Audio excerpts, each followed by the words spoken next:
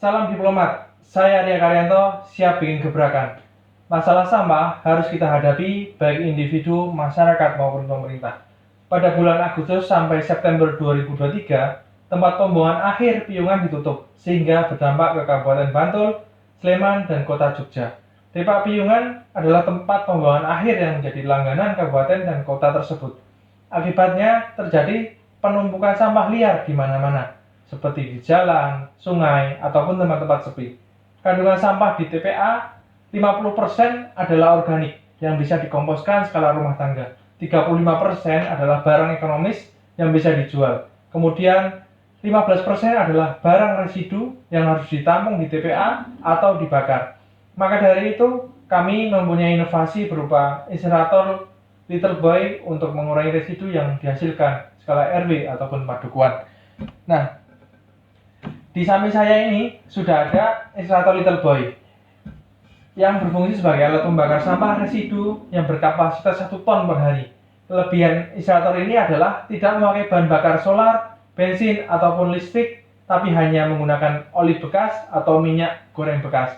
Serta ukurannya kecil sehingga praktis, mudah dalam pengoperasian, hemat tempat, dan harga terjangkau. Cara kerja alat ini menggunakan 2 ruang pembakaran dan 2 ruang bertekanan menggunakan uap air sehingga api dapat lebih maksimal dalam pembakarannya. Model bisnis yang kami pakai adalah B2C ya, B2C dan B2G. Kenapa? Karena kami terjangkau bagi kelompok masyarakat dan memungkinkan pemerintah mengembangkan alat ini secara massal. Revenue stream atau arus pendapatan kami ada 3. Yang pertama, pembuatan alat. Yang kedua adalah perbaikan alat.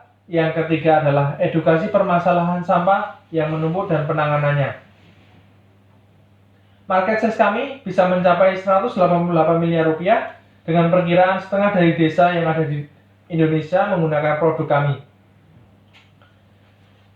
Kemudian marketing yang akan kami lakukan adalah yang pertama, pameran di instansi pemerintah, proposal langsung ke pemangku kebijakan dari tingkat RW, kelurahan atau desa, kecamatan, dan kabupaten. Tidak lupa media sosial seperti Instagram, Facebook, Marketplace, dan website tentunya.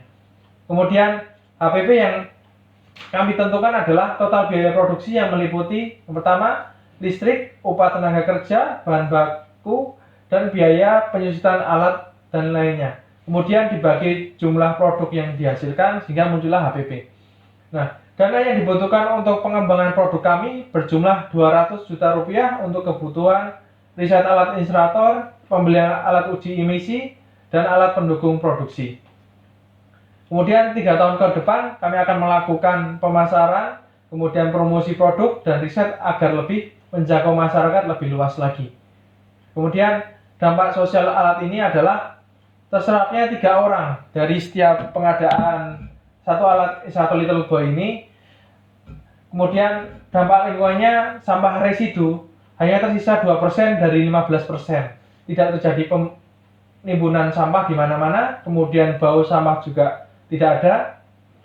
Dan itulah sekian dari saya. Terima kasih atas perhatiannya. Saya Arya Karyanto, siap bikin gebrakan.